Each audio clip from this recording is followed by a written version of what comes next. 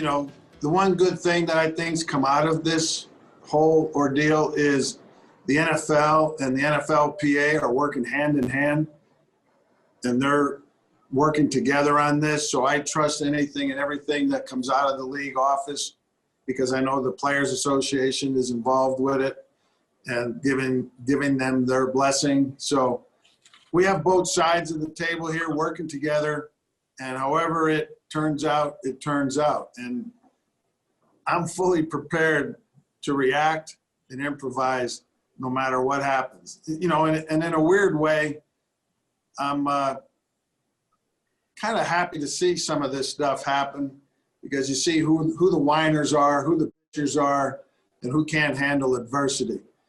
And I'm going to try hard that the Denver Broncos don't fall into any of those categories.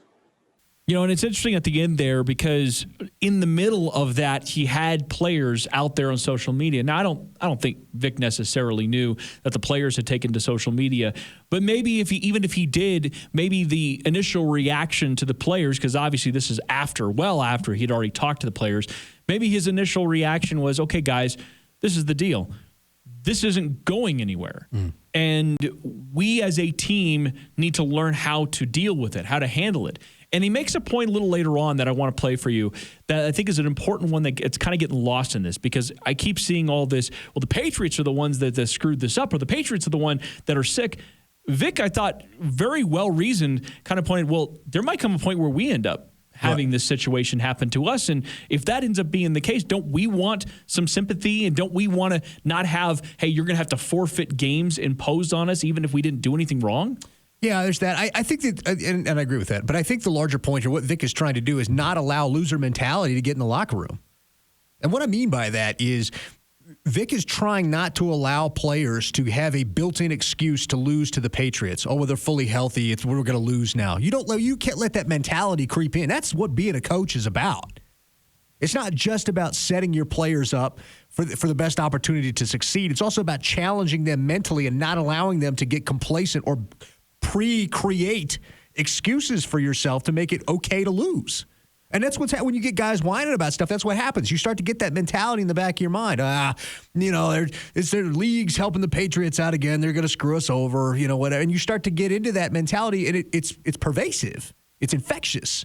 And it starts to, you can't help what it does to you in terms of allowing you to only give 80% because, you're not going to win anyway. So what does it matter? Those kinds. And so when you're already a shorthanded locker room, as a head coach, you gotta keep those guys razor sharp focused. And they may not like to hear what he had to say, but he's right in this one. He's right in saying that you can't allow that. You can't allow that mentality to creep in here. We can't have excuse making. We got to be focused on winning. That's what we're here to do. It's a delicate balance though, Ben, because you have that situation where he's publicly calling out guys, whether he means to or not. He's publicly calling out his players that are out there being on social media and being very frustrated. And then you have to balance that with what's the good of the team and the delicate nature of the locker room. Because the thing is, you can see fracturing. If all of a sudden there's a few guys in there, we've seen it, we saw it with Vance Joseph. You have a few guys in there that are like, I don't like the way that Vic Fangio sort of treated me here. And their voice is a prominent one because they're prominent players. That can grow into a problem. So it's like, as a head coach, it's not just about the X's and O's on the field. It is also about managing the team and their personalities. So you're right. He's right. But it could still end up biting him. It can. You have to find that way to navigate that. But the leadership, the players' leadership, needs to understand what he was trying to say and corral the locker room. That's what needs to happen. No excuses. You can't sit there and whine about it. You can't cry about it. There's no, it's something. It is a condition of being. Part of the world that we are in right now is dealing with this pandemic. And yeah, you've got these nerds out there that don't know what they're talking about and saying it's a scam and all this other stuff, and they're idiots. And we all know they're idiots. And just let them be idiots and let them run their mouths. They don't know what they're talking about. All right? But you have to deal with this, and we have to adapt to it. And hopefully at some point we'll get a vaccine where it becomes a moot point. Hopefully at some point we'll have a cure for it, so it's a moot point. But right now we don't. And right now it is a killer. And right now it is a problem. And so the idea that we're going to sit there and complain about our bye week coming early instead of just adapting to it and rolling with the punches, to me, Vic's right. And I think that the players probably get that. In the moment, it's tough because you are frustrated. And people have plans. Like the players can't leave this area during the bye week. That's one of the stipulations. That's one of the expectations, is that the players can't leave the area during their bye week.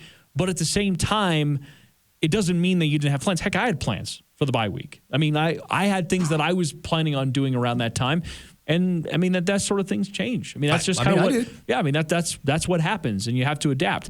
But ultimately here, I think if the players had time to sit and then realize before they sent the tweet, before they started kind of vocalizing this, I think they probably would have understood the bigger picture here. So I give Vic Fangio credit because he kind of came at a very level. This is what I've expected it to be the entire time. As far as I'm concerned, we're going to have another moment coming up later, and we're probably going to be one of the teams that's going to be asking for leniency. And by the way, I think it's interesting here about precedent, because I see a lot of people saying that the Patriots should have had to forfeit the game. I've seen a lot of that. No. And you're at a point, you're only into week 5 of the season. If you start setting that precedent, like some people will say, well, it's the Broncos are the ones that get the short end of the stick. Well, yeah, they do. Mm-hmm. But maybe they're going to need help later. There's a possibility that all the games don't get played. I think the NFL is realistic about that. But you want to wait as long as possible, if you're the NFL, to start saying forfeit or start saying that we're just not playing games, because something you pointed out before we came on the air is a critical point. You heard Vic Fangio talk about how the NFL and NFLPA working hand in hand in this.